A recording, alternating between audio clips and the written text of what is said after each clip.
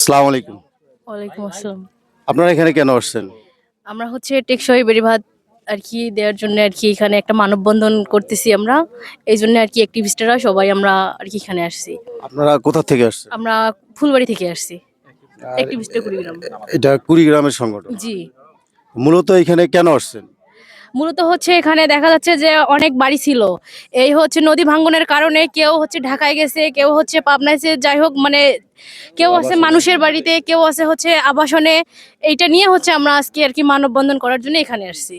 আচ্ছা, আমি ওইখানে এক মুরব্বির কাছে জানতে পারলাম, একজন বয়স্ক মহিলা মুরব্বি বলল যে এই নদীর মধ্যে তাদের প্রায় ৪-৫০০ বাড়ি বিলীন হয়ে গেছে, ৪-৫০০ পরিবার একদম পথে বসে গেছে। তো এই সম্পর্কে আপনারা কোনো ধরনের সংগঠন থেকে ঊর্ধ্বতন কর্মকর্তা কিংবা সরকারি কোনো কর্মকর্তা কর্মচারী কিংবা কোনো মানব কল্যাণ কোনো সংগঠনের সাথে বা কোনো কিছুর সাথে কোনো ধরনের যোগাযোগ আপনারা করছেন কিনা?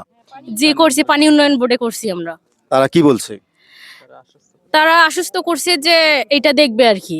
এখন পর্যন্ত এইখানকার যে অবস্থা আমি দেখলাম বিগত ৩০ বছর ধরে, যে এখানে কোনো ধরনের ওইরকম শক্তপোক্ত কোনো ধরনের বাঁধ কোনো কিছুই ব্যবস্থা করা হয় নাই। এই বিষয়টি কি আপনারা জানিয়েছেন? এটা হ্যাঁ জানিয়েছিলাম। আমরা কুড়িগ্রাম পানি উন্নয়ন বোর্ডের সঙ্গে কথা বলেছি, আমাদের অ্যাক্টিভিস্টরা কুড়িগ্রামের সকল সদস্যরা। তারা আমাদেরকে আশ্বস্ত করছে এখানে প্রায় ১ কিলোর মতো জায়গায় মানে বাদ মানে জিও ব্যাগ দিতে চাইছে ওনারা, এবং অলরেডি জিও ব্যাগের ওরা বরাদ্দ দিছে, অলরেডি জিও ব্যাগ চলে আসছে এবং কার্যক্রমও শুরু হয়ে গেছে। আপনারা কি মনে করেন যে শুধুমাত্র জিও ব্যাগ দিয়ে এই ভাঙন প্রতিরোধ করা সম্ভব? না, কখনোই না। জিও ব্যাগ দিয়ে সাময়িকভাবে এটা রোধ করা সম্ভব। আমরা টেকসই বেড়িবাঁধের জন্য আমরা এখানে মূলত এসেছি এই মানববন্ধনটা করার জন্য। আপনারা মানববন্ধন করতেছেন, এখান থেকে আপনার বাড়ি কি কাছেই? নিকটে। আচ্ছা, এইখানে আপনি তো অনেক মুরব্বী মানুষ, এই নদী মানে কত বছর ধরে এরকম সমস্যা? ৩০ বছর আগে থেকেই। ৩০ বছর আগে থেকেই? হ্যাঁ। আচ্ছা, এই পর্যন্ত এই নদীর ভিতরে আপনাদের কতগুলো পরিবারের বাড়িঘর দূর ভেঙে গিয়ে একদম নিঃস্ব হয়ে গেছে, একদম ফকির হয়ে গেছে? ৫০০ মতো চলে গেছে। বাড়ি কই? এই জায়গায়, কোন জায়গায়? এই পাশে। এই পাশে বাড়ি? আর এইখানে এ পর্যন্ত কতগুলো বাড়ি ভেঙে গেছে নদীর মধ্যে জানেন? জানি তো।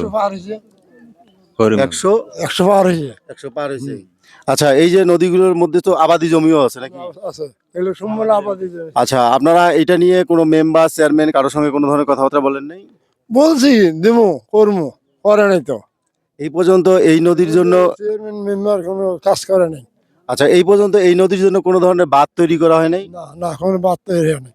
এর সামনের দিকে যে নদীর অংশটা আছে ওইদিকে কোনো বাঁধ তৈরি হয়নি? না না, কোনো জায়গায় বাদ তৈরি হয় আসলে এখানে কোনো সরকারি কর্মকর্তা কর্মচারী কোনো ধরনের নজর এইখানে পড়ে নাই? পড়ে নাই, নজর পড়ে নাই।